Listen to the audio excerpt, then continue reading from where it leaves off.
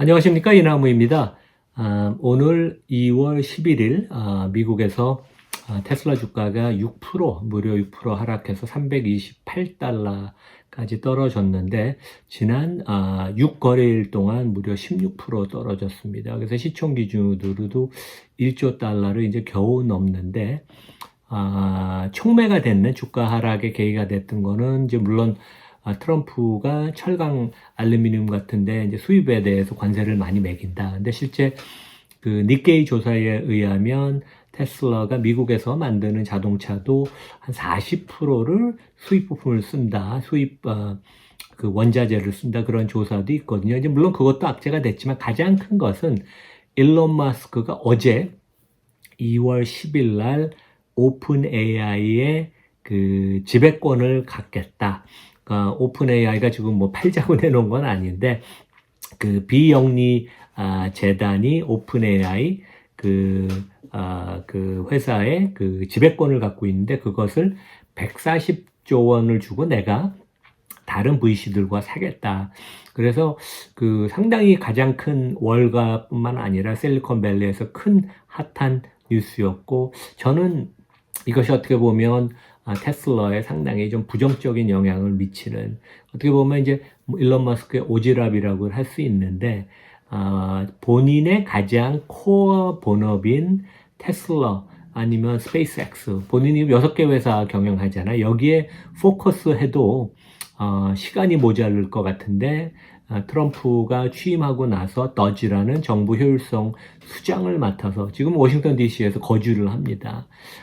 물론 미국을 위해서는 재정 적자가 심각하니까 정부의 낭비, 그 다음에 그동안 뭐 여러 가지 잘못된 지출 같은 걸 다 줄이겠다고 무려 2조 달러를 줄이는 목표를 하고, 뭐 거기다 침대를 갖다 놓고 이제 워싱턴 DC에서 일을 하는데, 여기에다가 또 오픈 AI의 그 경영권을, 지배권을 인수하겠다고 하는 것은 어떻게 보면 본업의 전기차 자율주행에 올인을 해도 어떻게 보면 쉽지 않은데, 테슬라에 얼마만큼 시간을 경영에 쓰는지, 그런 점들이 좀 악재로 부각이 될 것 같아요. 그래서 그런 면에 있어서 좀 걱정인데 제가 좀 자세한 말씀을 드리겠습니다. 그 변호사를 통해서 이제 머스크가 발표를 했는데 전격적이었어요. 시장은 상당히 놀랐고. 근데 일론 머스크가 오픈 AI를 2015년에 공동 창업, 그때 이제 얼트만도 있었고, 그런데 원래 이제 미션은 그 안전하고 인류한테 그 도움이 되는 그러한 AI, 인공지능을 만들고, 특히 AGI라고 하죠.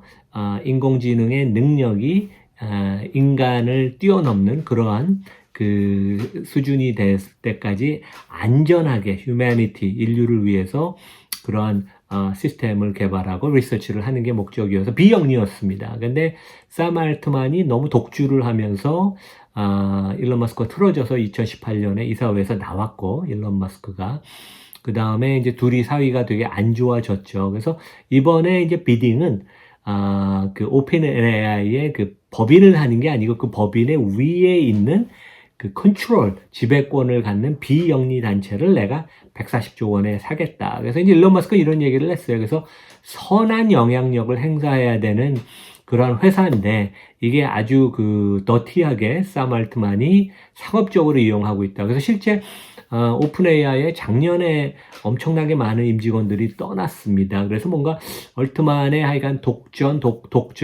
어떤 독선에 대해서는 좀 문제는 있는 것 같은데, 우리가 좀 더 거버넌스를 구체적으로 보면 그 제일 위에 이사회가 있고 가장 밑에는 이제 돈을 버는, 오픈 AI가 지금은 뭐 조 단위의 적자를 냅니다, 매년.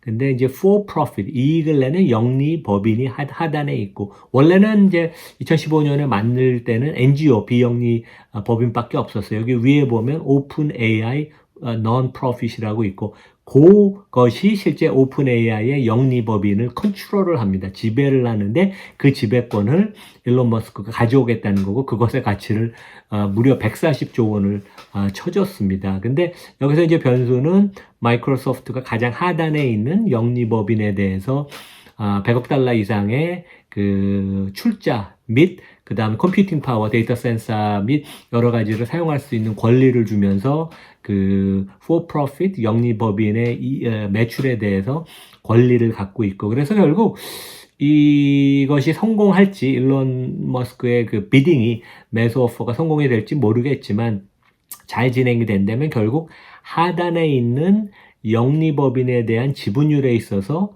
마이크로소프트도 지금 당연히 몫이 있고, 트럼프의 그 사위인 쿠시너 있죠, 유대인. 그 사람이 스트라이프 캐피털이라는 데를 통해서 여기에 또 투자를 했어요. 그래서 여러 가지 엄청난 파워맨들의 그 지분 경쟁이 또 있을 것 같은데, 일론 머스크는 본인 공식적으로는 영리법인에 대해서 자기 돈 버는 거에 관심이 없다. 올바른 목적으로 선한 영향력을 하는 쪽으로 사용이 되면 좋겠다.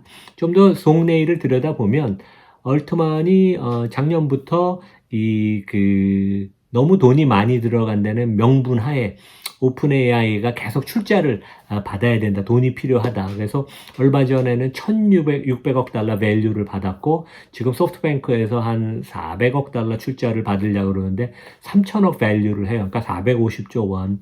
근데 이제 여기서 가장 걸림돌이 됐던 게, 결국 이 하단에 있는 영리법인에 대해서 지분율이, 내가 얼마를 출자하면 그 지분율이 중요한 거 아니야. 내가 삼성전자를 3조 원을 투자했으면 삼성전자 보통주 지분율이 1%가 되는 거 아니에요. 근데 결국 이 비영리 단체가 이 지분을 갖고 있는데 그 지분의 가치가 얼마인지 평가하기가 되게 어렵고, 실제 그런 얘기도 나왔어요. 그것의 가치를 오픈 AI가 내부적으로 한 300억 달러, 한 45조 원을 평가했다. 그러니까 지금 일론 머스크가 비딩을 한 가격은 내부에서 나오는 얘기 한 3배쯤 되는 훨씬 공격적인 가격을 제시했는데, 이 일론 머스크의 비딩 가격이 합리적이냐, 받아들여질 것이냐에 대한 논란이 많은데, 로스쿨 교수들이 이런 얘기를 했어요.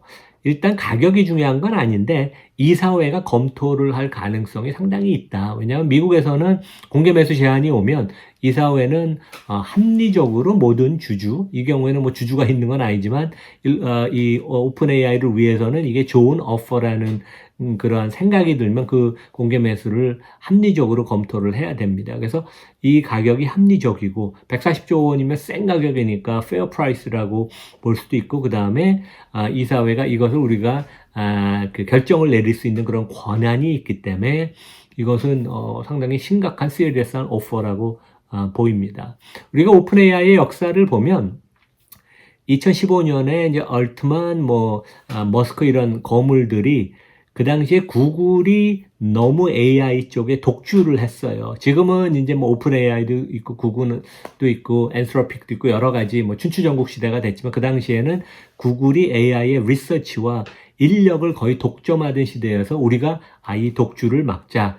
그래서 이제 오픈 AI를 만들었고, 하지만 일론 머스크가 이제 얼트만과 사이가 틀어졌고, 그다음에 그런 얘기도 있어요. 일론 머스크가 오픈 AI를 인수를 해서 테슬라의 자회사로 넣으려고 그런 얘기도 있습니다. 그래서 하여간 이게 오픈 AI 히스토리고, 테슬라 주주분 입장에서는 이런 점들이 걱정이 될 것 같아요. 우리가 2022년, 그러니까 지금으로부터 한 3년 전에 그 당시에 미국 주가가 다 폭락을 하던 상황이긴 하지만 테슬라 주가가 2021년 말에 일론 머스크가 트위터 비딩을 하겠다고 시작한 이후, 실제 트위터 비딩에는 이제 테슬라 주식을 담보로도 잡히고 매각을 해서 현금을 조달해서 이제 트위터를 440억 달러, 한 60조 원에 인수를 했잖아요. 근데 그 당시에 주가가 9개월 사이에 한 70% 빠졌습니다. 그래서 상당히 이것이 그대로 재현된다고 보기는 어렵지만,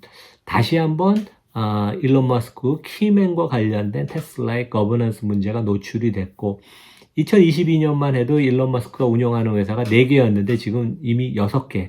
거기다가 미국 정부에 이제 엄청나게 거의 24시간을 매일 관여를 해서 자기가 이제 맡은 CEO 역할을 하는 기업들은 거의 지금 돌보지 못하는 상황인데, 물론 이제 얼마 전에 테슬라 컨퍼런스 콜에도 나오고 했지만 본인이 직접 24시간을 들여서 기업들을 관여를 못해요. 그런 면에 있어서는 본인이 좀 많이 본업에 신경을 못 쓰니까 이제 그런 점이 테슬라 주가에 상당히 악재로 계속 당분간 작용을 할 것 같고, 물론 업사이드 리스크는 있습니다. 좋아질 것은.